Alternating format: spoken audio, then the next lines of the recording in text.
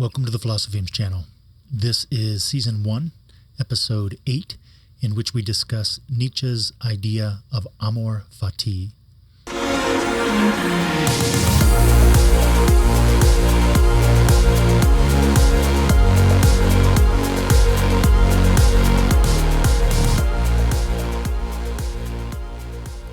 So one of the first things we want to make note of is that this being Season 1, Episode 8, this episode is intimately related to Episode 7 on the Eternal Return.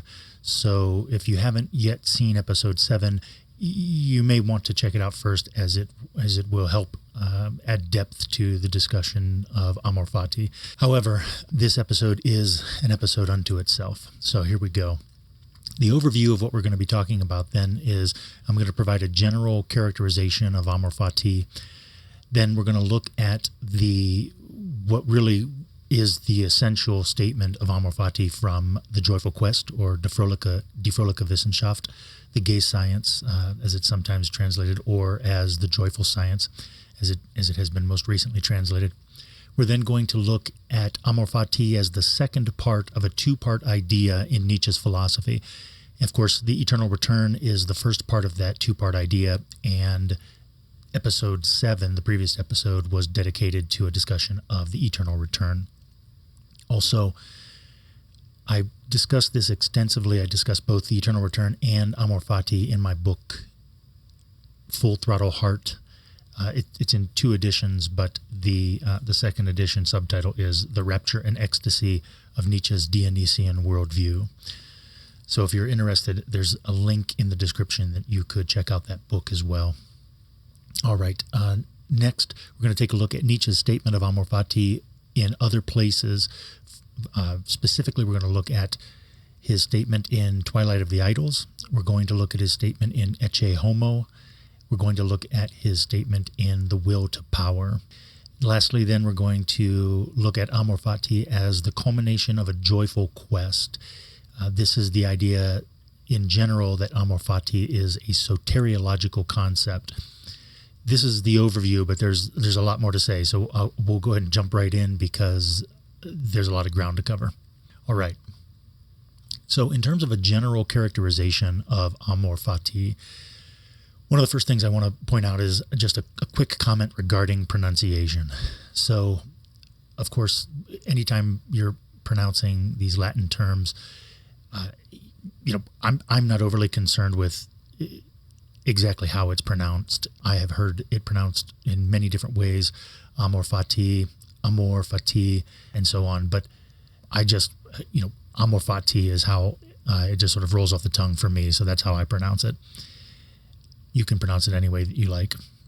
Next, then, it seems to me that Amor Fati belongs in the category of soteriology. So if you got a chance to take a look at Episode 1, we were looking at the architectonic of philosophy in general, and ultimately Amor Fati is a soteriological idea. The Eternal Return may be understood in multiple ways. It may be understood as fitting into multiple categories in the architectonic of philosophy, but really Amor Fati belongs in the category of soteriology. So we'll see how this makes sense as we go forward. So a couple quick points here to make. There's an interesting link here to Aristotle's Nicomachean ethics. At the beginning of Aristotle's Nicomachean ethics, he asks the question, can we count or can we consider any person happy before their life is over, right? So the idea is that, if you are living a good life, you may think that you are happy, but, there may be things in the future that are unpleasant for you or something like that. And so should we count your life happy, or should we just wait until your life is over and then look back on the whole of it?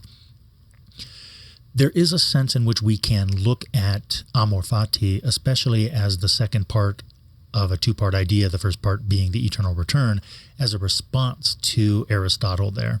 So one of the ways in which we can understand that is this sense in which if we are living this life over and over again eternally, as in Episode 7 and the Eternal Return, it's not possible to say, well, we're going to wait till the end of your life to look back and determine then whether you're happy or not. So really what we're getting at, and I don't think that this conclusion is completely foreign to Aristotle at all, actually, because I think what we're talking about is a kind of virtue, right? But what we're going to find with Amor Fati is that it really is a kind of attitude.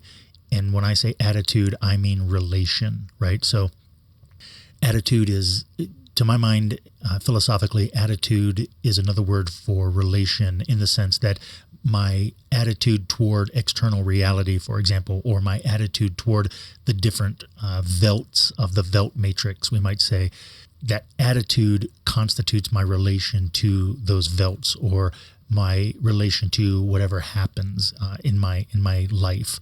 So this is a different way of characterizing happiness, as opposed to characterizing happiness as looking at the entirety of someone's life and then asking whether or not that was a happy life. As we're going to see very quickly, that with Amor Fati, even if life is tragic, we might say in terms of a kind of virtue, or in terms of a kind of soteriology, or in terms of a kind of happiness, that Amor Fati constitutes an attitude or relation that would be happy. We could say that a person has a happy life or lives a good life, even if that life is filled with tragedy. So just an interesting point to make in regard to Aristotle's Nicomachean ethics. And Aristotle's Nicomachean ethics, in essence, just dominates philosophical ethics in the West. So it's important to make this connection here.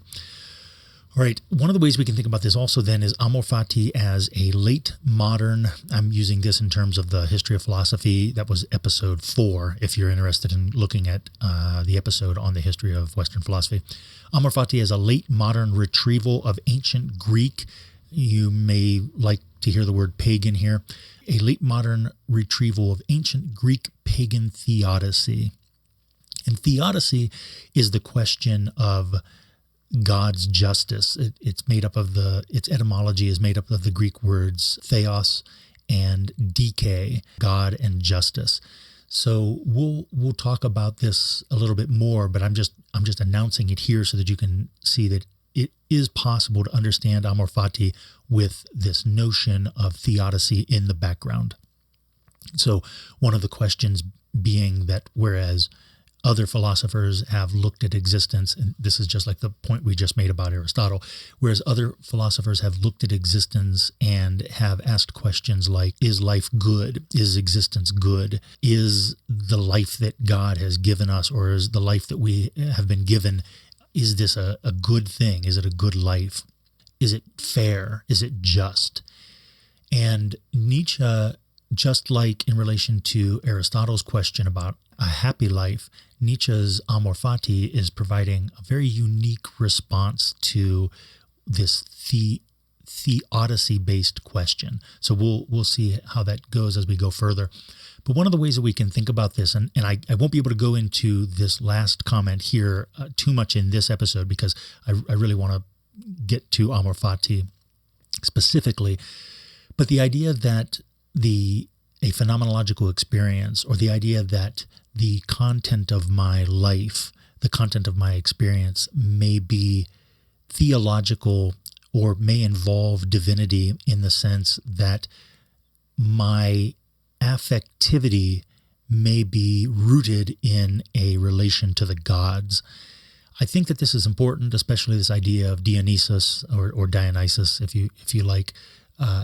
This is why it's the subtitle of the Full Throttle Heart book, the second edition of the Full Throttle Heart book. And also, if you saw the episode on Nietzsche's canon, we talk there a good deal about how the Dionysian worldview, or at least mention how the Dionysian worldview was an original idea of Nietzsche's, and that there's a sense in which it remains throughout the entirety of his writing career. All right, and then lastly, this idea of Amor Fati as the attitude of apotheosis. We talked a little bit about this in the episode on the eternal return, but one of the ways in which we can think about the eternal return is in terms of a principle of selection. right? And what we mean by this is that when you are confronted with the eternal return, and I'll mention this here in a moment, but basically the idea that what if it were the case that you would have to live your life over and over again forever or eternally, and everything in your life as you have experienced it in the past and so far, everything that you have experienced, you will experience again, over and over again, forever. The idea is, how do you respond to that? And this is Nietzsche's explicit question in regard to the eternal return is, how do you respond? How would you respond to that? 2 points need to be made. On the one hand, he points out that it is a demon or a daimon that may be coming to you and saying this. So he is explicitly invoking the idea of divinity and the sense in which the idea of the eternal return may be given to us from a divine being, right? So I think that needs to be emphasized. But then the second piece here is the idea of the principle of selection. So, and again, Nietzsche is pretty explicit about this also in regard to the eternal return. And I think that Amor Fati is the height of the selective principle. So the idea is that there are a number of different ways in which you could respond to the eternal return, and how you respond to the eternal return reveals something about your character, right? It reveals something about, to think back to the Seminar 1 language that we used, it reveals something about the level of self-actualization that you have accomplished thus far. And so there is freedom involved here, because even if it's the case that your life is eternally recurring, there is some sense in which you have the freedom to either actualize or not actualize. You have the freedom to change your attitude. You do have control over your relation to this existence that may in fact be eternally repeating itself. Okay, so then if we think that there are a few different ways in which we could respond to the eternal return, the lowest of which would be to fall on the ground and gnash our teeth, as we noted in the eternal return, and this idea that that's a biblical reference to hell. The highest then relation that we could have to the eternal return is the relation of Amor Fati. So that's why, as we're going to see here in a moment, that's why Amor Fati is the second part of a two-part idea, and the first part is the eternal return. So if it's the case that Amor Fati is the attitude that indicates one has self-actualized or fully self-actualized when they are responding to the eternal return as a selective principle, then we could also say that Amor Fati is the attitude of apotheosis, in the sense that when we have accomplished self-actualization, when we have accomplished apotheosis, then the attitude that we have is the attitude of Amor Fati. So by way of an introduction, then, hopefully that's sufficient that we can say, all right, well then what is Amor Fati, right? What exactly does this mean? Clearly it is some sort of very high idea for Nietzsche. Okay, just a couple comments then about what I've been trying to go around on YouTube and look at other videos on Amor Fati, and I'm not interested in calling anyone else out, or at least not at this stage and everything, but I do just want to note that there are a number of mistakes that are being made in regard to Amor Fati in some of these other videos. And so I just want to clear them up here, so that if you do come across these other videos and you hear these things, I want you to be able to know the correct way to understand them. So the last two major bullet points then on this slide. So does saying yes to everything mean we must like or be pleased by everything? And the answer to that is no. So we'll talk a little bit more about this as we get looking at the actual passages in which Nietzsche states Amor Fati. But the idea here is that if it were the case that saying yes to everything meant that we needed to be pleased by everything, then there is some sense in which it wouldn't really be much of an accomplishment. If everything that you experience is pleasurable, then it's not much of an accomplishment to say that you like it, right?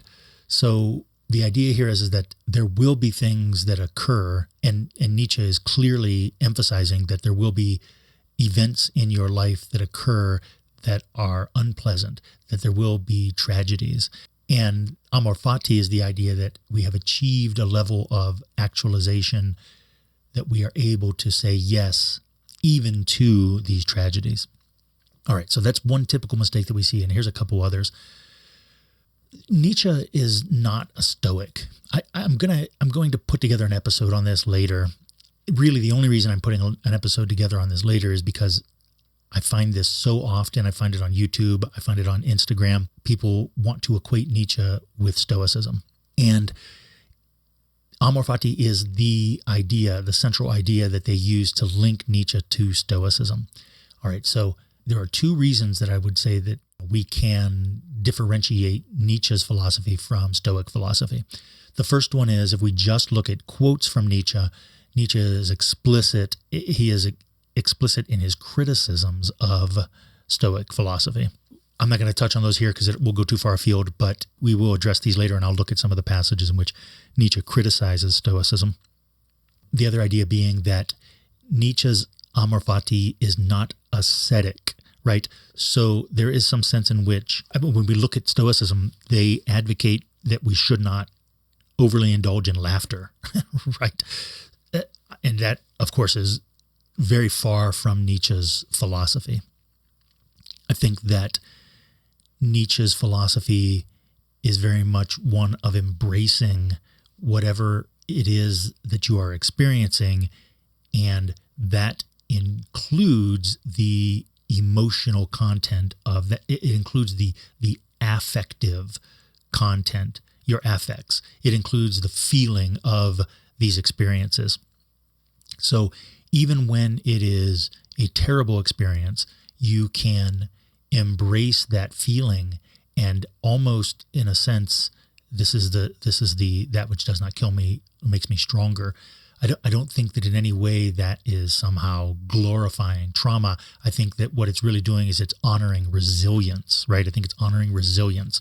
What we're saying is something like, it is possible to embrace even the affect of tragedy, or the affect that we are experiencing as we go through a tragedy, in the sense that this is the life that has been given to us by the gods. And I think that this is, again, another way to link up with the eternal return. It's another way to link up with the Dionysian worldview. But the point here being is that Nietzsche's Amor Fati is not ascetic. It is not renouncing experience or renouncing affectivity. And so as a result, these are the two ways that I would differentiate Nietzsche and his notion of Amor Fati from the Stoic idea. Lastly, then, this mistake is made in almost every video that I've seen on the internet. Does Amor Fati mean that everything is fated? And the answer here must be no. The answer here is it has to be no. So this is going to push us a little bit into questions of free will. I won't get too bogged down by this, but the idea is that, as we'll see in the statement, that Nietzsche wants us to embrace what is necessary. And it is not necessary that we embrace what is necessary.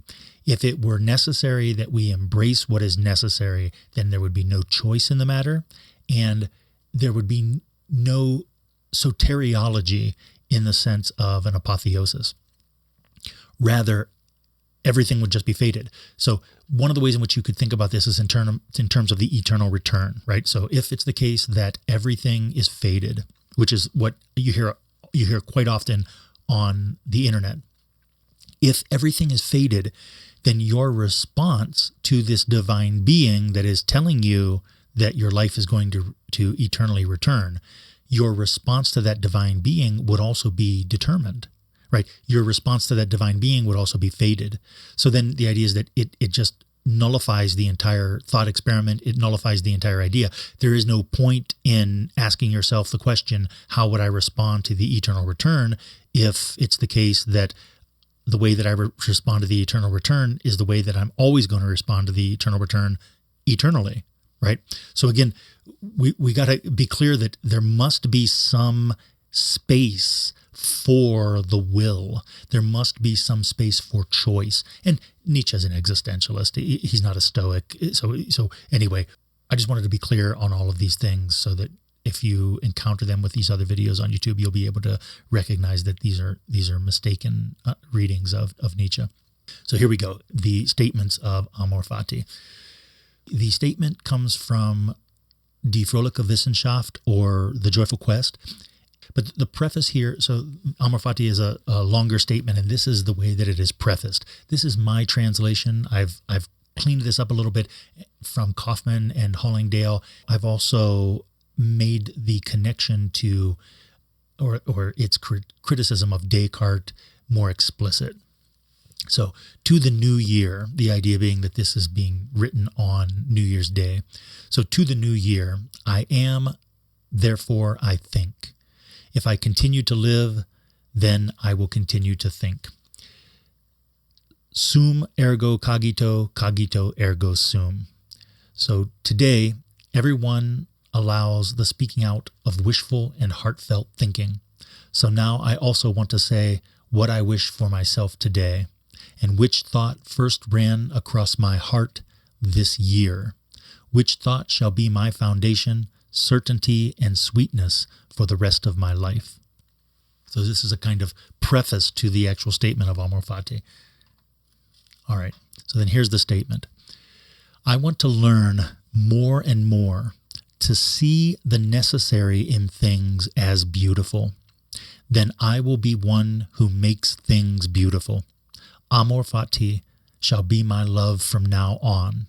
I do not want to wage war on what is ugly. I do not want to accuse. I do not even want to accuse the accusers. Looking away will be my only negation, and all in all and on the whole, I wish to be only a yes-sayer. All right, let's talk about this for a moment. First off, I was at a bookstore recently. I opened up a book on cynicism, and it started by saying we like the no-sayers better than the yes-sayers. And I thought, that's lovely. Nietzsche is not suggesting that there is no negation, right? He even gives his method for negation here. Nietzsche is not suggesting that everything will be somehow pleasurable or everything will be something that you love, right? It's not the content, it's the relation. It's not the content, it's the relation. So I think that this is the one way in which, Nietzsche's philosophy is very special in the sense that if you look at the Socratic schools, and there'll be an episode on this later on, but if you look at the Socratic schools, this sense in which the skeptics and the Stoics and the cynics and the hedonists or the Epicureans and the Cyrenaic schools, if you look at them as criticizing one another and in a kind of philosophical battle with one another, there is a sense in which it appears almost as if all of the possible positions are exhausted. However, it seems to me that Nietzsche does provide another position. And so what I mean by that is that Nietzsche is neither advocating for Stoicism nor is he advocating for cynicism. And I don't think that he's advocating for skepticism either. Rather, what I see him saying, what I hear him saying is that it's not about the content. The content is, if the content is determined by divine forces, right? Whatever comes next in your life, whatever the future holds for you, it's not something that you have complete control over, right? It's not something that you can completely determine. When we experience whatever is coming toward us in the future, when we experience this, Amor Fati is not about the content of that experience. Amor Fati is about the relation to the content of that experience. And sometimes the content is going to be tragic. Sometimes it's going to be things that we really dislike. Okay, so having said that, then look at the highlighted pieces. Nietzsche wants to see the necessary in things as beautiful. So there is some sense here in which this even invokes a kind of aesthetic idea of beauty and this notion that there will be some things that are unnecessary, but when we experience what is necessary, we want to be able to see that as beautiful. when we're able to see what is necessary as beautiful, then we will be one who is creating, right? We will be one who is making these things beautiful.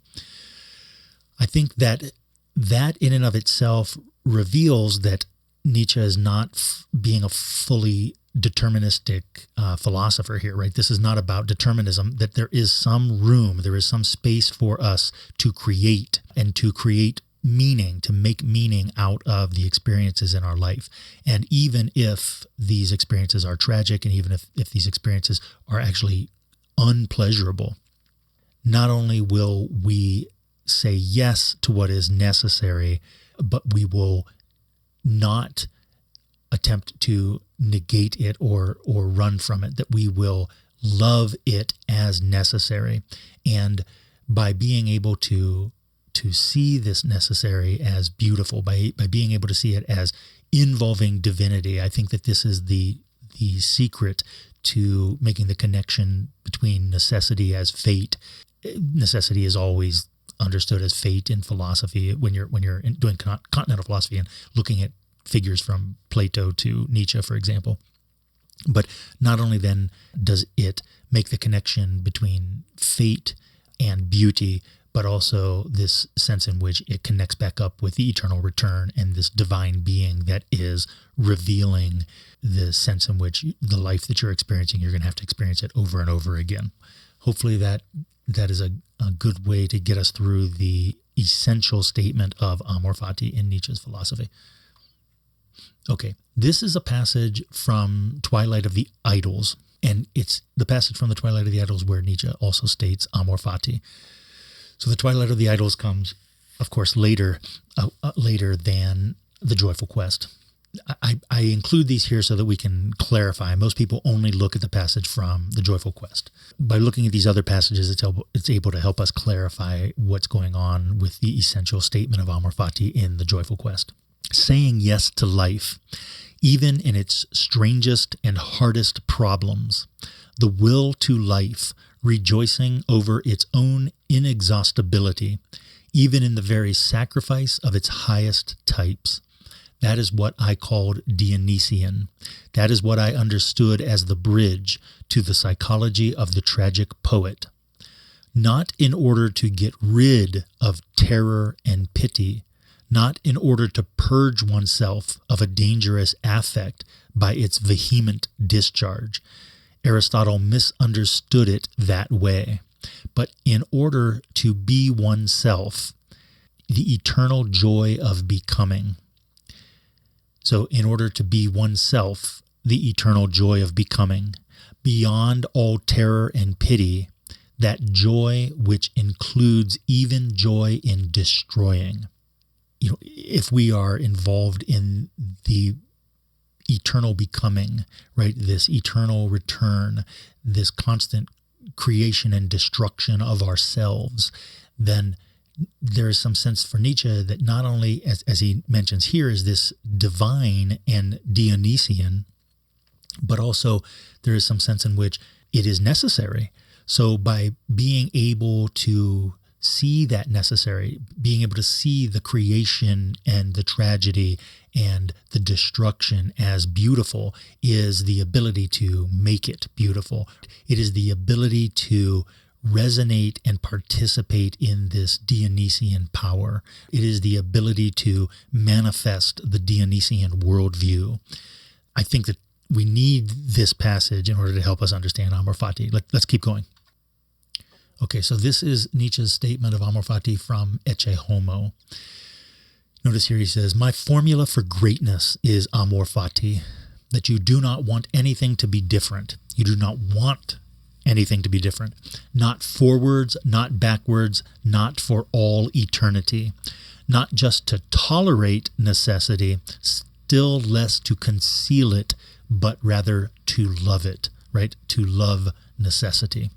So this helps us link up necessity and the love of fate and the making of things beautiful that are necessary. All right, this is one of the philosophemes. This is from The Will to Power. Here Nietzsche says, "The highest state that a philosopher can attain, and that is to stand in a Dionysian relationship to existence. Notice if you recall this from the previous slide, this Dionysian relationship to existence is to participate in that creation and destruction, to stand in a Dionysian relationship to existence. My formula for this is Amor Fati. So again, I hope you're seeing that these passages from Nietzsche that we're looking at are absolutely solidifying this reading of Amor Fati that I'm providing for you here. If we think of Amor Fati as soteriological, what does this mean? I mentioned this already at the beginning, but Amor Fati as soteriological means the position of Amor Fati in relation to existence results from self-actualization. It also means being able to take the transcendental dimension as a point of view regarding existence.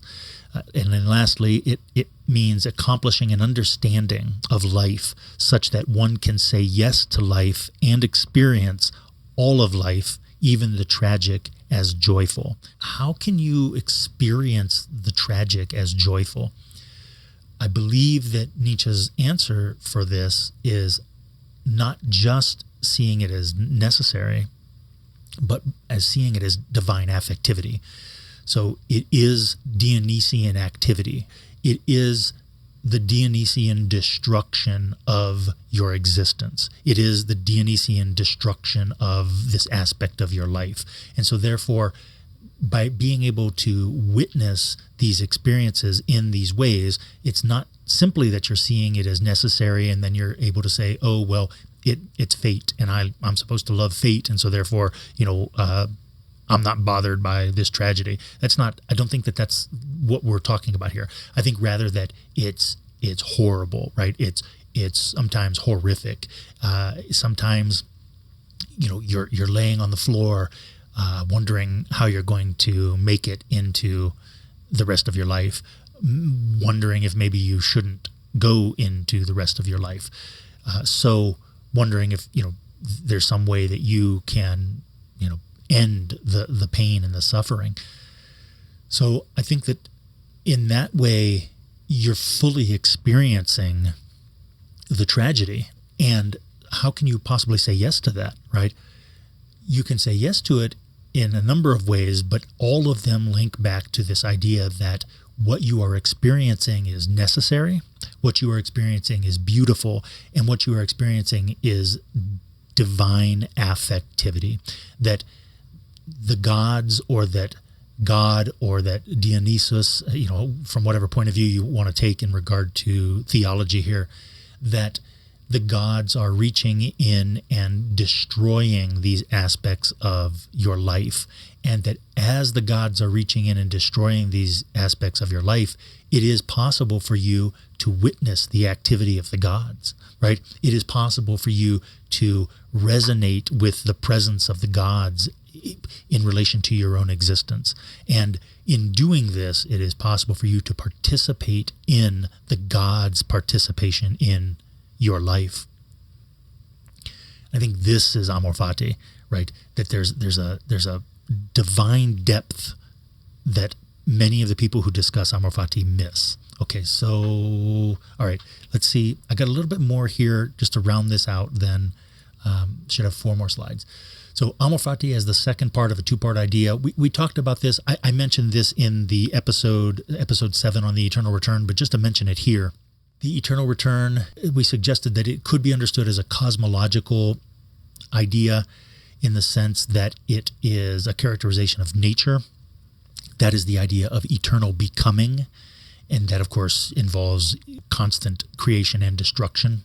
But also it can be understood as an existential test or as a selective principle. And we discussed that at the beginning of this. And so then therefore, because there is room for you to change your relation to your experience of your life, then the idea is that it is possible to ascend to this point of self-actualization or apotheosis from which your attitude to the constant creation and destruction of your life and your attitude to the eternal return of your existence is one of Amor Fati, one of saying yes, one of making things beautiful, one of participating in the participation of the gods in your life. So Just a quick comment then in regard to the influence of Nietzsche here, because everyone wants to talk about the Stoics, but I think there's a much closer influence on Nietzsche here. So a couple quick ideas.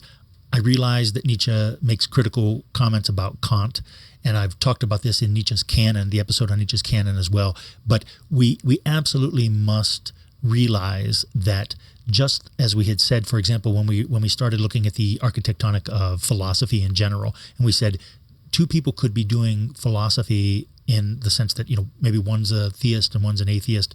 And so here are two people who radically disagree with each other, and yet from the point of view of what question they're addressing, or from the point of view of what branch of philosophy they're doing philosophy in, there is a sense in which they are the same. And it's important to recognize that they are the same, because then it allows us to locate them in that fractal structure view, for example, of the history of philosophy. So if you're looking at it that way, then we could say something like this. We could say that Nietzsche is absolutely working in Kant's wake, that Nietzsche is absolutely working post the Kantian Copernican revolution in the history of Western philosophy. And Nietzsche is not a fool, right? And so the idea being is that all of these philosophers, and especially these Germans, right, these German philosophers that come after Kant, every single one of them are singing Kant's praises. Every single one of them is attempting to somehow improve upon Kant's philosophy, if that's possible, or to employ Kant's philosophy in a way that has not yet been accomplished. Yet at the same time, though, everyone recognizes the greatness of Kant.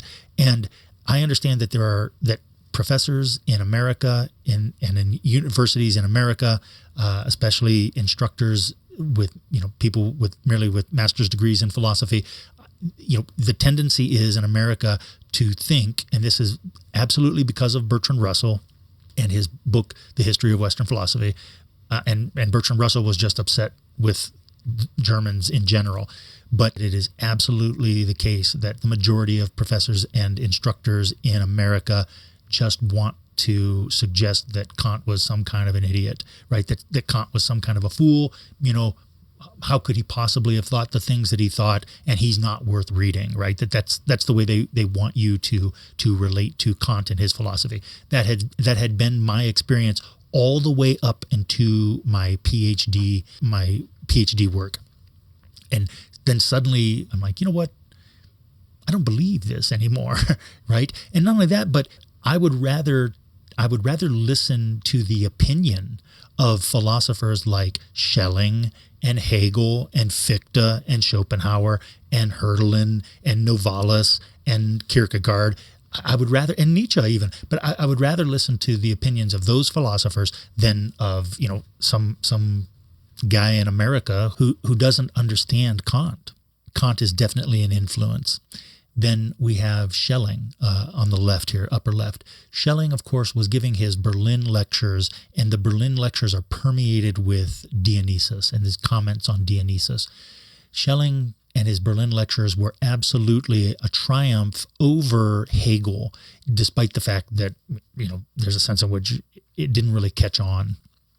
But if you read those lectures, there is a clear sense in which he points out that Hegel's philosophy is a negative philosophy and that his philosophy is a positive philosophy. This positive philosophy becomes existentialism, and it is a development of transcendental philosophy out of Kant, right? So the point just being is that Schelling is an influence. He's in the background. Schelling is emphasizing Dionysius, and he is emphasizing the Dionysius internal to transcendental philosophy. Schopenhauer, over on the far right here above Nietzsche, Schopenhauer was a major, major influence on Nietzsche. According to Nietzsche, there are places in which he suggests that if there really is one person that you could learn philosophy from, you should go learn philosophy from Schopenhauer. So major, major influence there. Schopenhauer's philosophy of life, again, is the early transition or bridge from Kant's transcendental philosophy into existential philosophy. And Schopenhauer is understood as a radical pessimist. What Nietzsche took from, so if Nietzsche gets this idea of Dionysius and positive philosophy from Schelling from Kant through Schelling, what he gets from Schopenhauer is this idea that, okay, let's maybe say that everything is absolutely horrible. Let's take this pessimistic point of view. If everything is horrible, and I'm essentially verbatim quoting Nietzsche here, how well disposed would you need to be, right? What would you need? How would you need to change yourself, or what would you need to be in yourself in order to relate to all of this horrible existence and to still see it as beautiful, to still see it as joyful, right? And to say yes to it. And so there is a sense in which this almost worst case scenario is coming out of Schopenhauer. And whereas Schopenhauer is sort of, again, relating to it in a sort of muscular way, Nietzsche is, in a sense, showing us the divinity, the divine piece to it. And then Kierkegaard here, we talked about this in the Eternal Return episode, but it is absolutely clear that Nietzsche was aware of Kierkegaard and Kierkegaard's work, and also he was aware specifically of Kierkegaard's idea of repetition. So really, in the literature, this is referred to as Nietzsche's eureka moment whenever he discovers the concept of repetition in Kierkegaard. And Kierkegaard, of course, was attending Schelling's Berlin lectures. So Kierkegaard is absolutely influenced by Schelling, and Kierkegaard is explicit. Kierkegaard says that his favorite philosopher is Kant. So you can see this sort of web of influence here suddenly emerging. And again, Nietzsche's Eternal Return may be understood as a combination or a kind of creation out of this web of influence, and then Amor Fati as this sort of crowning jewel in relation to the eternal return that he developed out of these influences. So I think that that's helpful, and I think that it's important to recognize this. Okay, so lastly then, this passage from The Will to Power, and I've mentioned this already in this episode, but I just want to make it explicit again. I'm starting to think that instead of saying the will to power, we really should be saying the will to create or the will to actualize. I like the idea of the will to power as a translation, Wille zur Macht. And the Macht here, there's lots of literature on this, but the Macht here can refer to creation, a making, but also if you use the word actualize, it helps you link up with the history of philosophy. So I like this idea of the will to power as a translation of Wille zur Macht. However, will to create and will to actualize, we also want to keep those in mind as ways to translate this that are there as we're saying the will to power, or they should be there. Lastly, then, let's look at this passage. 1041 from The Will to Power. My new path to a yes. I'm quoting Nietzsche here. Philosophy, as I have hitherto understood and lived it, is a voluntary quest for even the most detested and notorious sides of existence. From the long experience I gained from such a wandering through ice and wilderness, I learned to view differently all that had hitherto philosophized. The hidden history of philosophy, the psychology of its great names, came to light for me. How much truth can a spirit endure? How much truth does a spirit dare? This became for me the real standard of value. Error is cowardice. Every achievement of knowledge is a consequence of courage, of severity toward oneself, of cleanliness toward oneself. Such an experimental philosophy as I live anticipates experimentally even the possibilities of the most fundamental nihilism. But this does not mean that it must halt at a negation, a no, a will to negation. It wants rather to cross over to the opposite of this, to a Dionysian affirmation of the world as it is, without subtraction, exception, or selection. It wants the eternal circulation, the same things, the same logic and illogic of entanglements. The highest state a philosopher can attain, to stand in a Dionysian relationship to existence. My formula for this is Amor Fati. I hope you found this episode helpful. If you look back to the first two slides of this episode, you can see that we did accomplish everything that we set out to accomplish. I hope you enjoyed it. Please do like, subscribe, hit the bell for notification, spread the word, and hopefully we'll keep all this going. Thank you so much. I'll see you in the next episode.